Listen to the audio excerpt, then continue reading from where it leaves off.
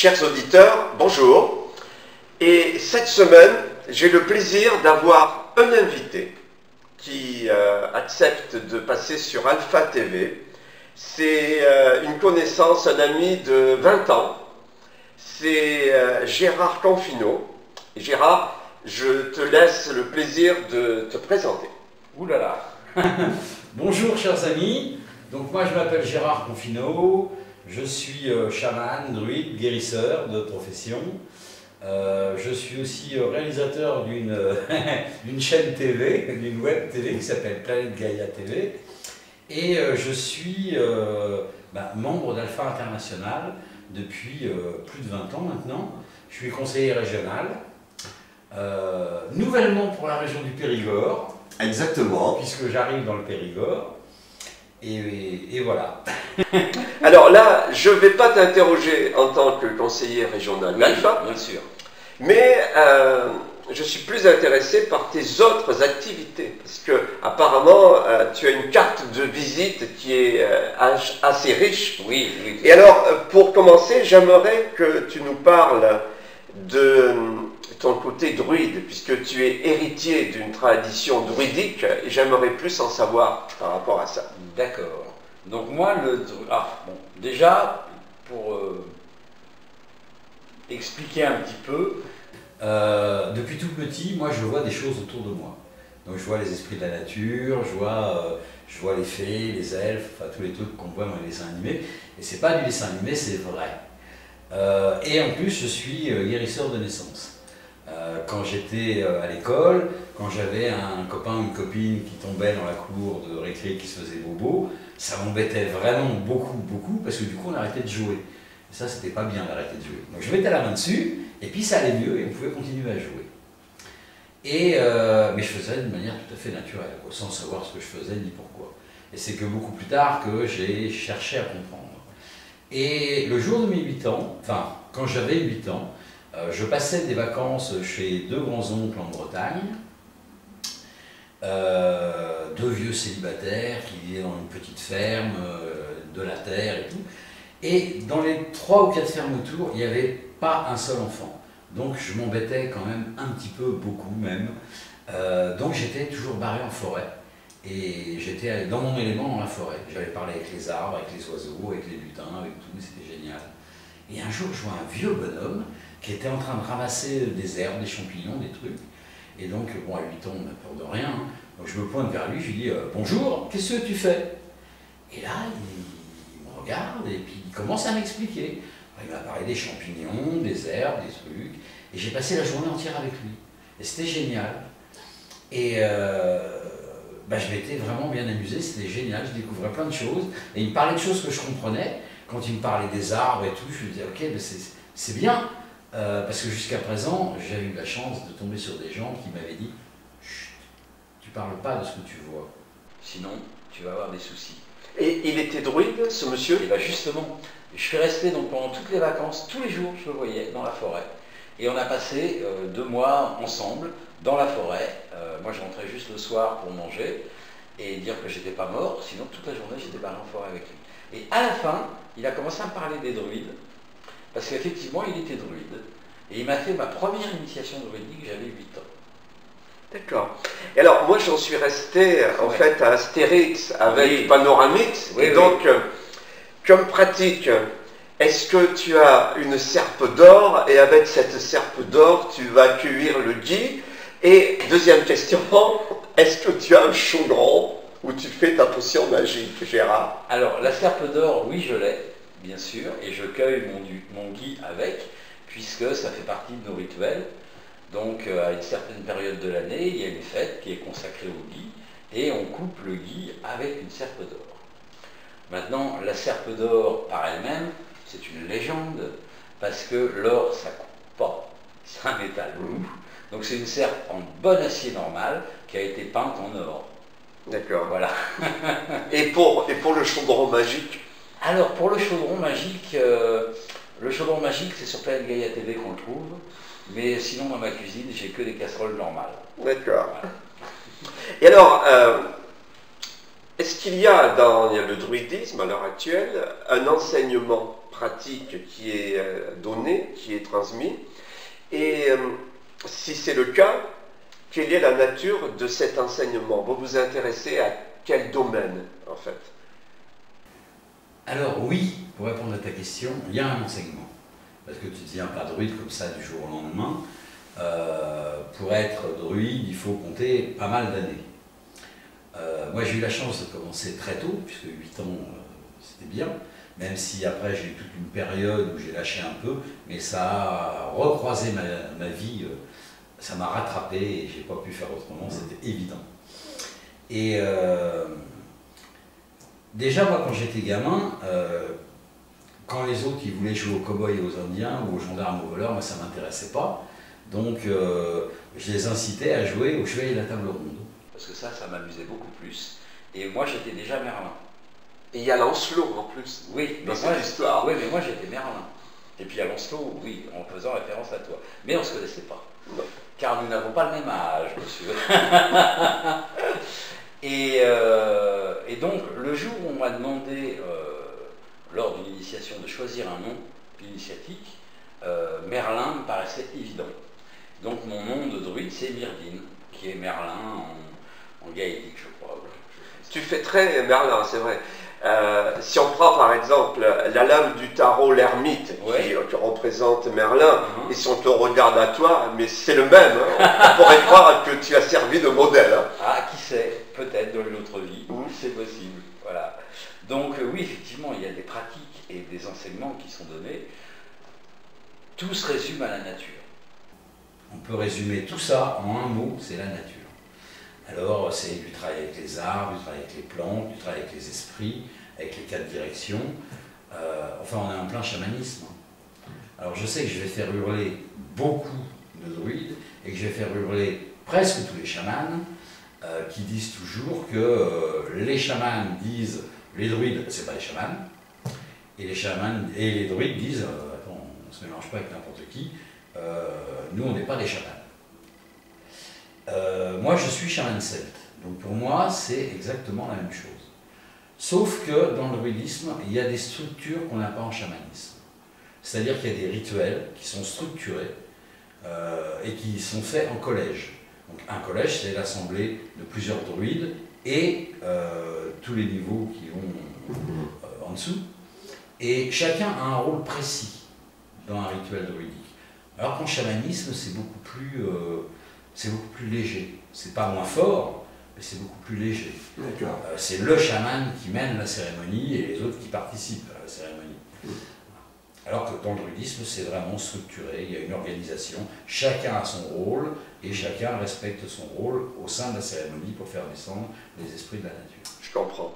Et alors, quelle est la perception du milieu druide par rapport au monde contemporain? Puisque lorsqu'on regarde ce qui se passe à l'heure actuelle sur Terre, par rapport à la nature, il y a lieu d'être inquiet.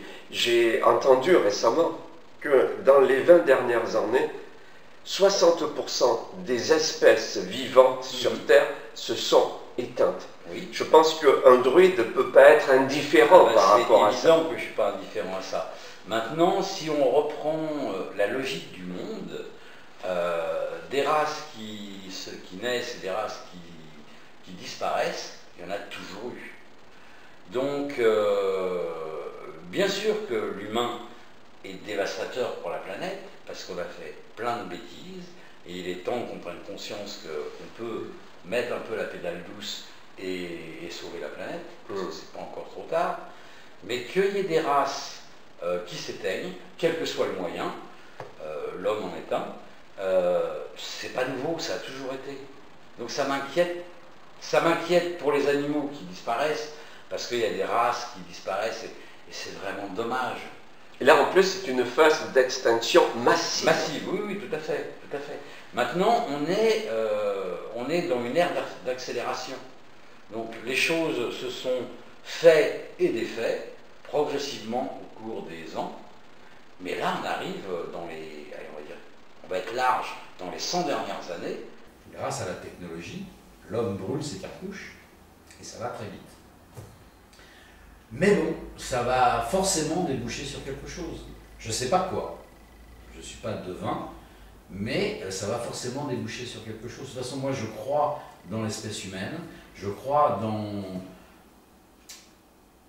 Je dirais pas la bonté de l'homme, parce que ça serait un peu rêveur, et l'homme n'est pas bon par nature. Il est bon et méchant. Il y a les deux.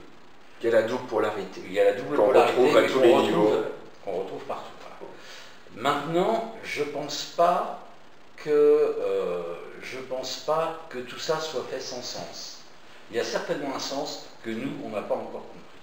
Et ça va forcément déboucher sur quelque chose. Et quand on voit ces 10 ou 15 dernières années, l'explosion de prise de conscience des gens, et des gens pas initiés, des gens normaux, lambda, dans la manière de se nourrir, dans la manière de s'occuper de la planète, il y a une conscience qui est en train de s'éveiller et qui s'accélère elle aussi. C'est vrai, et dans la tradition initiatique, on dit qu'on est à l'aube de l'ère du Verseau. On est à l'aube du Verseau. Qui devrait être une période extraordinaire dans l'histoire de l'humanité, un véritable âge d'or retrouvé. Tout à fait, tout à fait. Et on va vers ça, et j'y crois fortement, bien sûr. Et alors, là, je change de registre, oui. Parce que sur ta carte de visite, oui. Tu te présentes aussi comme étant un exorciste. Et alors... Alors, je voudrais que je te coupe, excuse-moi, ça se fait pas, mais sur ma carte de visite, il n'y a pas marqué exorciste. Sur mon site, tu vas trouver du dégagement. Appelons-le dégagement. Parce que ça fait moins peur. Mais ça m'intéresse beaucoup. Effectivement, je suis aussi exorciste. Voilà, ça m'intéresse beaucoup et ça doit intéresser beaucoup pas mal de nos auditeurs, puisque nous avons pas mal de membres sur le continent africain et qui sont très sensibilisés par rapport à ce genre de sujet. Alors, est-ce que tu peux expliquer en quoi consiste ton ministère, Gérard? Ça, c'est compliqué. Déjà, il faut faire la part des choses entre ce qu'on appelle couramment l'exorcisme et ce qu'on appelle le désenvoûtement. C'est vrai que d'une manière générique, on a regroupé tout ça dans l'exorcisme, parce que les gens ne savent pas trop, mais en vérité, c'est pas la même chose. L'exorcisme, c'est se défaire d'une possession d'une entité. Un démon, enfin appelez-le comme vous voulez dans votre culture, mais qui prend possession de vous. Et là, c'est le travail de l'exorcisme. Désenvoûtement, c'est pas du tout la même chose. C'est le travail d'un sorcier qui a été fait sur toi. Et donc moi, quand je fais un désenvoûtement, en fin de compte, c'est une bagarre entre deux sorciers, le bon et le mauvais. Et c'est dangereux parce qu'on ne sait pas quelle est la force de l'autre. On va dans le vide. C'est pour ça que généralement, les exorcismes et les désenvoûtements, c'est très cher. Parce qu'on prend vraiment des risques. Alors, je sais qu'il y a des gens, plus ou moins bien intentionnés ou plus ou moins conscients, qui proposent des tarifs délirants. Je vais dire n'importe quoi, mais je vous fais un exorcisme pour 150 €. Cela, à mon avis, il faut les fuir. Parce que c'est pas sérieux. Vu les risques qu'on prend, c'est pas sérieux. Donc si c'est cher, ça veut pas dire que c'est bien, mais on peut aussi tomber sur des vrais escrocs, parce que dans la profession, il y en a tout, bien sûr. Mais déjà, si c'est pas assez cher, on peut se poser la question de la qualité. Si c'est trop cher, le gars qui va vous demander 10 000 € pour un exorcisme, posez-vous la question. 10 000 €, il faut vraiment que ça soit le exorcisme, ça n'existe pas. Mais bon, les tarifs normaux, selon le type d'exorcisme que tu fais, ça varie entre 1 000 et 2 500 €. Mais ça ne va pas plus loin. Mais déjà, c'est cher, c'est vachement cher. Et alors, tu parlais de possession par des entités, par des démons. Donc, est-ce que tu penses qu'il y a certaines forces spirituelles mauvaises qui peuvent être responsables de ces cas? Parce que le problème, c'est l'interprétation. La même personne, si on la montre à un psy, le psy va dire non, ce sont des forces présentes dans l'inconscient qui refont surface, et en fait la personne n'est possédée que par elle-même. Alors que toi, j'ai l'impression, tu penses qu'il y a réellement dans certains cas des entités. Tout à qui fait. descendent et s'emparent de la personne. Tout à fait. Maintenant, qu'est-ce que c'est qu'une entité? Alors, il y a différents types d'entités. Il y a ce que j'appelle, moi, les amérantes. Les amérantes ne sont pas dangereuses. Elles peuvent l'être. Mais de prime abord, elles sont paumées, elles ne savent pas où se trouve la lumière. Donc il faut simplement les prendre par la main et les conduire à la lumière, et tout se passe bien. Souvent, quand tu fais une maison hantée, les fantômes qu'il y a à l'intérieur, c'est des gens. Déjà, il y en a qui ne savent même pas qu'ils sont morts. Donc il faut leur dire, coucou mon gars, tu sais, t'es mort. Hein, là. Donc ta place, elle n'est plus là. Et on l'emmène vers la lumière. Tu as ceux qui ont des comptes à régler. Ils ont été égorgés dans leur maison, ils ne veulent pas s'en aller tant que le coupable n'a pas payé. Même si ça fait 500 ans que ça s'est passé. Et lui, il n'est pas au courant que l'autre, il n'existe plus. Donc il est là et il attend de se venger, entre guillemets. Donc là aussi, il y a un travail à faire. Mais ça, c'est à la limite pas... C'est pas grave en soi. C'est des entités, mais c'est pas grave en soi. L'autre forme d'entité qui est beaucoup plus embêtante, c'est les entités, on va dire, démoniaques. En sachant que, bien sûr, moi je ne crois pas aux démons, donc comment, si je ne crois pas aux démons, il peut y avoir des entités démoniaques? D'une manière très simple. La plupart du temps, ces entités démoniaques sont nées d'un égrégore. Un égrégore, quand il est puissant, il peut prendre forme, vie et indépendance. Et là, ça fait des dégâts. D'accord. Et alors, si je relis cette thèse-là, avec la situation du monde contemporain qu'on a abordé précédemment, parce que moi, c'est une question que je me pose.